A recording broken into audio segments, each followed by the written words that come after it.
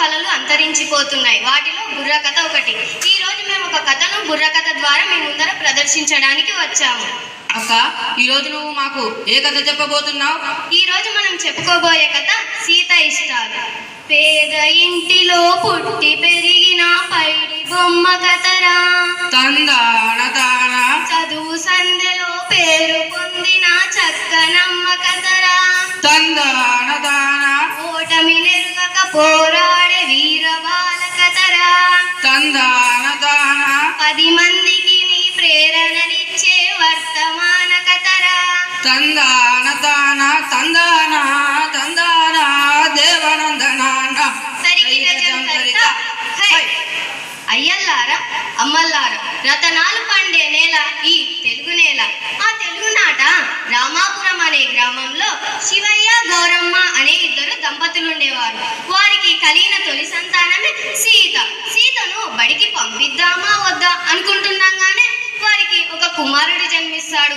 సంతానంని ఆపేద్దామా వద్దా అనుకుంటుండగానే మరో కుమార్తె జన్మిస్తుంది. అప్పుడు వాళ్ళు ఎంతో పేద కష్టాల్లో ఉంటారు. అది చెప్తాను, వినండి. పూట గడవని తల్లిదండ్రులకు పాటులెక్కువాయే. పంటలు పండక పొట్ట నిండక కష్టమెక్కువాయే. కుంగవారం కుంగదీయక తల్లడిల్లినారు. భార్య భర్త కూలినాలతో బతుకు నిడిచినారు. తందాన తాన తందాన తందాన దేవనందనాన. అక్క, ఇంతకు చిన్నారి సీత బడికి పోయిందా లేదా? లేదు తమ్ముడు. ఇంట్లో తన చెల్లిని తమ్ముడిని చూసుకోవడానికే తనకు సమయం సరిపోయేది. ఇంకా తను బడికి ఎప్పుడు వెళ్తుంది? అక్క, పిల్లలు బడిలో పెద్దలు పనిలో అని చట్టం నిర్వహించింది కదా, దాని వాళ్ళు మర్చిపోయారా ఏంటి? చట్టం నిర్వహించేది ఒకరి బాధ్యత అని అనుకున్నంత వరకు ఈ సమాజంలో మార్పు రాదురా తమ్ముడా. ఇంకేమైంది? 4 రాళ్ళు సంపాదించి ఆ 4 రాళ్ళతో ఆ పిల్లని ఎత్తున నీళ్ళు పోసి పెళ్లి చేసి ఉంటారు. అదే జరిగింటే మన కథకి అర్థం లేదురా తమ్ముడా. ఆ ఊరికి శ్రావణి అనే కొత్త టీచర్ వచ్చింది.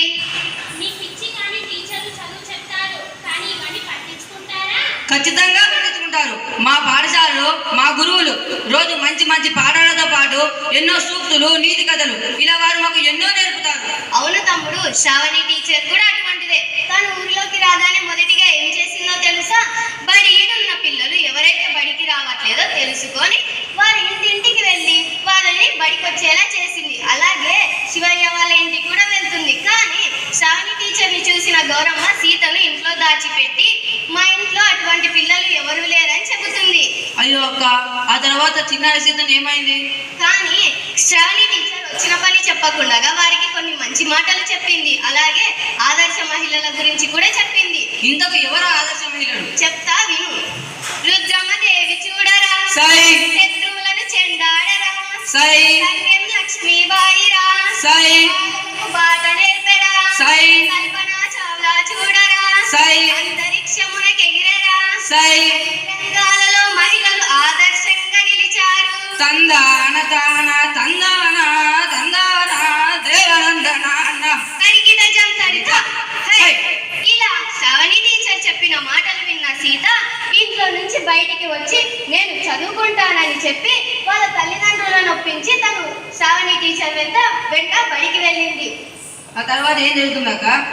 సీత ఎలా చదివిందయ్యా అని అంటే, అక్షరమాలనేచ్చరా, తెలుగు చక్కగా చదివేరా, లెక్కలెన్నో నేర్చరా, లెక్కలు చక్కగా చేసరా, అక్షరాల విజ్ఞానము అర్థాల గ్రహించరా, ఏది రాసినా ఏది చదివినా తిరుగులేదు తనకు.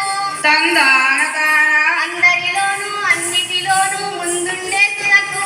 తందాన తాన తందాన తందాన దేవనందనాన. ఇలా తన చదువును మెచ్చిన తన ప్రధానోపాధ్యాయురాలు తనను 1 ఏడాది కన్నా ముందుగానే 5వ తరగతిలో చేర్పించింటుంది. తర్వాత ఏం జరుగుతుందక్క? తరువాత సీత చక్కగా తన 7వ తరగతిని కూడా పూర్తి చేసింది. కానీ అదే సమయానికి శ్రావణి టీచర్కు వేరే ఊరు వెళ్ళాల్సిన పరిస్థితి వస్తుంది. అయ్యో అక్క, అయితే చిన్నారి సీత చదువు ఆగిపోయిందేమో కదా. లేదు తమ్ముడు, సీతకు చదువు మీద ఉన్న పట్టుదల వల్ల తన ఊరిలో పై చదువులకు అవకాశం లేకపోయినా పట్నం వెళ్ళి కాలేజీ చదువులు ముగించి అలాగే ఒక ఉన్నత స్థాయిలో మండల అభివృద్ధి అధికారిగా ఎన్నికయ్యింది.